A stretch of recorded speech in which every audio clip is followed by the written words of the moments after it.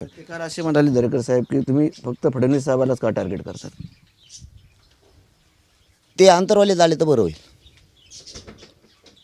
ते जर अंतरवालीला आले शंभूराजे साहेबांसोबत तर चांगलं होईल. दरेकर साहेब हो, तुमच्या लक्षात येईल की काय. मी आडवा नाही बोलत, मी रिअल सांगतोय. तुमच्या लक्षात येईल तुमचं जे म्हणणं आहे ना, त्यांना विरोध का करताय, त्यांनी महाविकास आघाडीला बोलायला पाहिजे, हे जे दरेकर साहेबांचं म्हणणं आहे. तुम्ही असतात झोपीत एकटं, तुम्हाला काही सुचत नाही. तुम्हाला झालेला आहे फडणवीस रोग. फडणवीस रोग झालेला आहे, ते एक रोग आहे, तो रोग झालेला आहे तुम्हाला तेवढंच दिसतं फक्त. त्या दिवशी मी त्या महाविकास आघाडीला किती घोडे लावले तुम्हाला माहिती आहे का गेला नाहीत म्हणून? ते नाही दिसलं तुम्हाला? मराठ्यांचे मतं गोड लागतात ही भाषा मी वापरली नाही का? तुम्हाला एकतर त्याच्या पलीकडं काही दिसतच नाही का वेळ झाल्यासारखं. फडणवीस आणि भाजप तुमच्या दरेकर साहेब, माझी विनंती आहे तुम्हाला की तुम्हाला शेवटी जातं बी दिसली पाहिजे, जातीच्या लोकांच्या काय हाल चाललेत हे दिसलं पाहिजे. तुम्ही जर फडणवीसच तुमची जात आणि फडणवीसच तुमचा पक्ष या भूमिकेतून बघणार असला तर मराठ्याचं वाटोळं व्हायला वेळ नाही लागणार. ओएसिस फर्टिलिटीच्या तज्ज्ञांनी IVF उपचार पद्धतीद्वारे 1 लाखांहून अधिक जोडप्यांना मातृत्व प्राप्तीचा आनंद दिला आहे. मोफत अपॉइंटमेंट बुक करण्यासाठी आजच संपर्क साधा. आणि तुमच्या मतदारसंघातले मराठी तुमच्या स्टेटमेंटबद्दल विचार करायला लागलेत. तुम्ही बोलल्यापासून कमीत कमी मला तिथले एका रात्री 350च्या आसपास फोन आले असते. मग मला माझ्या पोटात नाही राहत, मी जाहीर सांगत असतो. हो, कारण तुम्हाला जे झालं आहे ना ते तुमचाच दोष.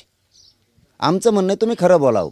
तुम्ही भाजप सोडू नाही, देवेंद्र फडणवीसला कधी सोडू नाही, तुम्ही त्यांच्यासोबत राहा, पण खरं बोलावं हे आमचं मत आहे. तुमच्या फडणवीसांना विरोध का करतोय तर त्याचं कारण आहे, त्यांनी काय दिलं आम्हाला? काय दिलं? ते ECBCचं आरक्षण दिलं, ते प्रमाणपत्र निघत नाही. तुम्हाला सांगतो आता राऊत साहेबाला सांगण्यापेक्षा ऐका, तर तुम्ही टीव्हीवर तर ऐका. TV 9च्या माध्यमातून सांगतो, ECBCचे प्रमाणपत्र दिले जात नाही. तुम्ही झोपता तिथं मुंबईत, तुम्हाला काय माहिती आमच्या लेकरांचे काय हालचाली तिथं पावसात आणि उन्हात तानात.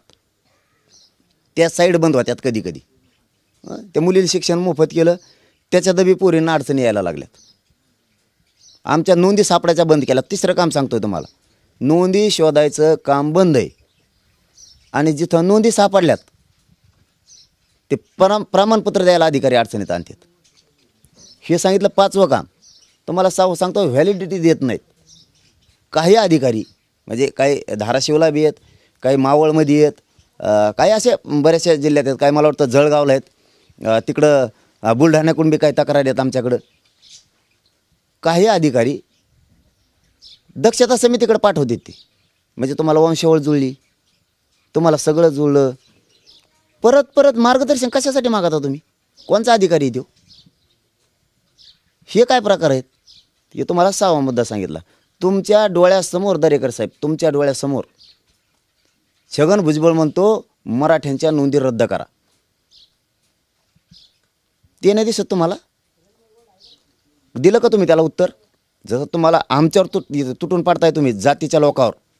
ज्या जातीत तुम्ही जन्माला त्या जातीचा गर्व पाहिजे तुम्हाला थोडाफार तरी. नुसते सत्ता, पद, आमदार आणि मंत्री आणि लुटूपुटू चालायचं मंत्र्याच्या शेजारी, हीच गर्व असू नये. जातीच्या लेकराचा थोडा गर्व ठेवा. आम्ही शेलार साहेबाला तुम्हाला खूप मानत होतो. मी सत्य बोलतोय आज की मराठ्यांचे खमके 2-4 कावानं तिथं निभार आहेत, पण आम्हाला माहीत नव्हतं की तुमचे इतके दूषित विचार आहेत. हे कामं तुम्हाला आता 9वं काम सांगतोय मी. केसेस का केल्या बरं आमच्यावर? JCP लावली म्हणून बाकीच्याच लोकांना JCP लावल्या नाही. आम्ही मुंबईला गेलो,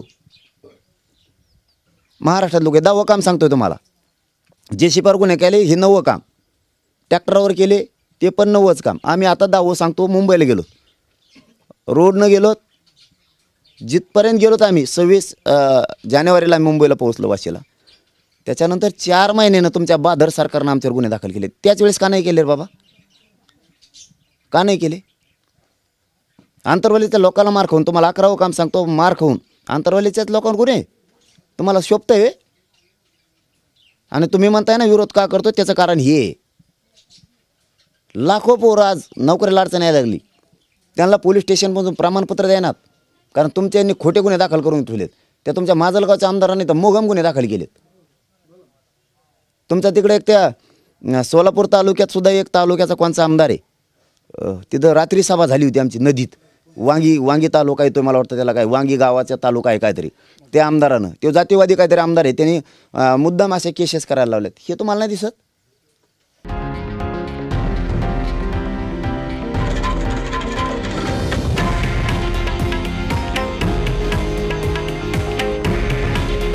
हे आहे देशातील नंबर 1 न्यूज नेटवर्क आणि आपण पाहत आहात TV9 मराठी. काळजी तुमची, हित महाराष्ट्राचं.